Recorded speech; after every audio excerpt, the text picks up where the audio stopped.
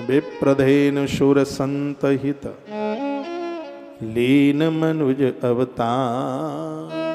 इनके लिए भगवान अवतार लेते हैं। आप माला माल होंगे, कोई दिक्कत नहीं होगी जिंदगी में, कभी भी दुख की रात नहीं देखनी पड़ेगी।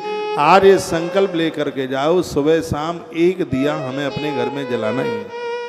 तुलसी प्रसन्न होती है दिए से, देवता प्रसन्न होते हैं, पितर अति प्रसन्न होते हैं, वो तो नाचते हैं। जो पूजा में देवी देवताओं के सामने दिया जलाते हैं, मृत्यु के समय पर देवता उस अंधेरे रास्ते में दिया ले लेकर के खड़े होते हैं रास्ता बताने के लिए। ऐसा गरुड़ पुराण में लिखा। और आप पूजा में दिया नहीं जलाते हैं तो आपकी पूजा ही कहां पूरी हो रही है। दीप ही तो है जिसे कर्म साक्षी देव कहा गया। पीपल के नीचे जला दोगे, ध्यान से सुनिए, पीपल के नीचे इसको जला दोगे तो रोग, अकाल मृत्यु ये सब समाप्त हो जाएंगे। तुलसी के नीचे जला दोगे तो घर में शांति का वातावरण हो जाएगा। नदियों के किनारे जला दोगे तो वंश परंपरा बढ़ जाएगी। देवताओं के आगे जला दोगे तो आपको जो सोच लोगे आपके संकल्प पूरे हो जाएंगे। विप्रधेनुश्वर शन देता है तो ब्राह्मण धर्म देते हैं, गैया अर्थ देती है और देवता कामनाओं की पूर्ति करते हैं। आप जो सोच लें और वो हो जाए, ये देवताओं के द्वारा ही तो होता है, देवताओं के द्वारा। और चौथे नंबर पर है संत हित लीन मनुज अवतार। चौथा पुरुषार्थ है मोक्ष। और ये सत्य है कि हमें मुक्ति के लिए एक सजग जगे हुए एक गुरु की, एक संत की जरूरत है। संत कौन है? जिसके बस में भगवान रहते हैं। सुनि मुनि संतनि के गुण कहूं, सुनि मुनि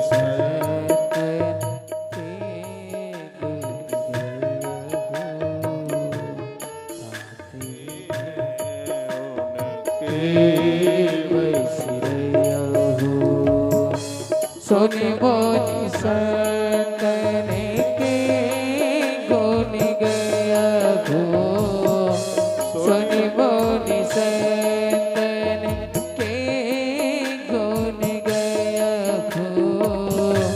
जिनते में उनके बस रहूं, सुनि मुनि संतन के गुण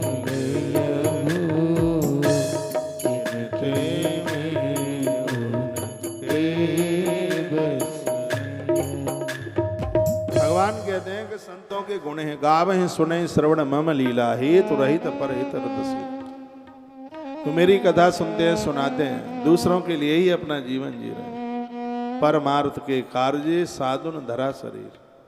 इनका जीवन ही अपने लिए नहीं है, दूसरों के लिए। जो अपना कुटुंब न बसाते हुए दूसरों को बसाने में अपने आप को समर्पित कर देते हैं, वही तो साधु है, तो संत है।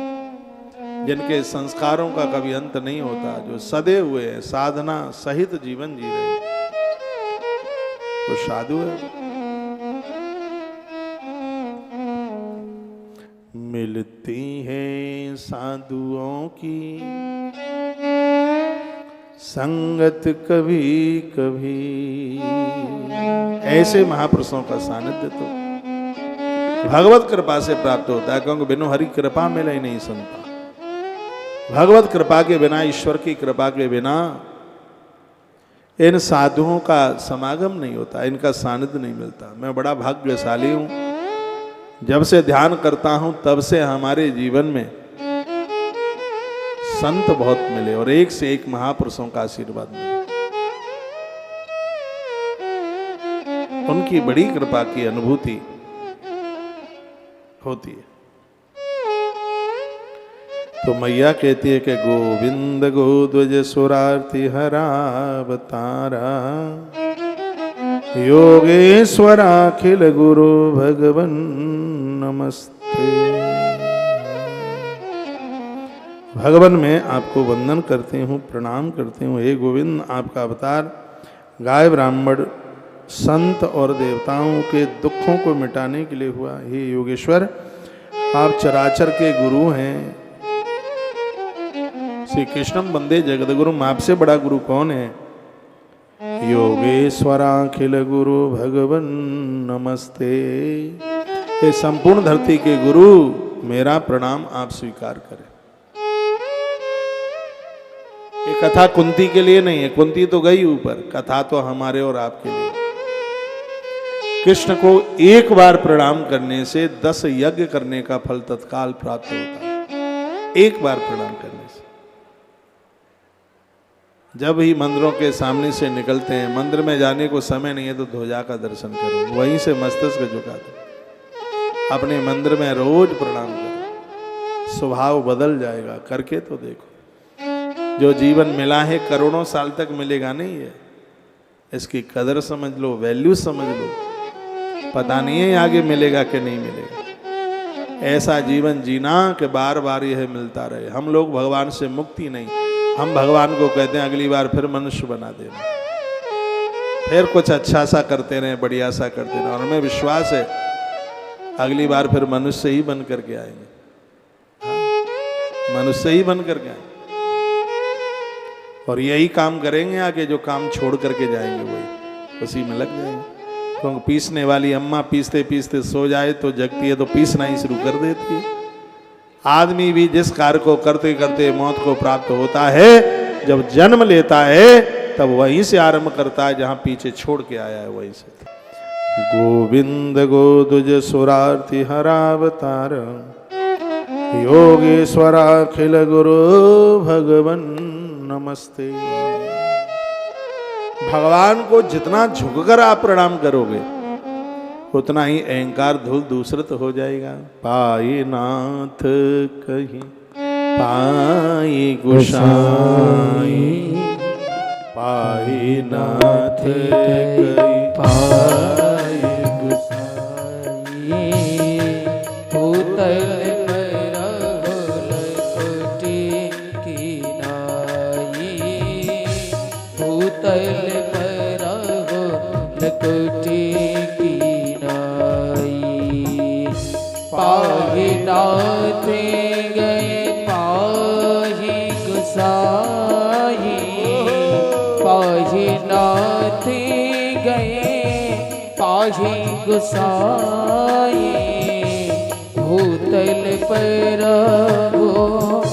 लकुट की नाही, भूतल पर लकुट की नाही।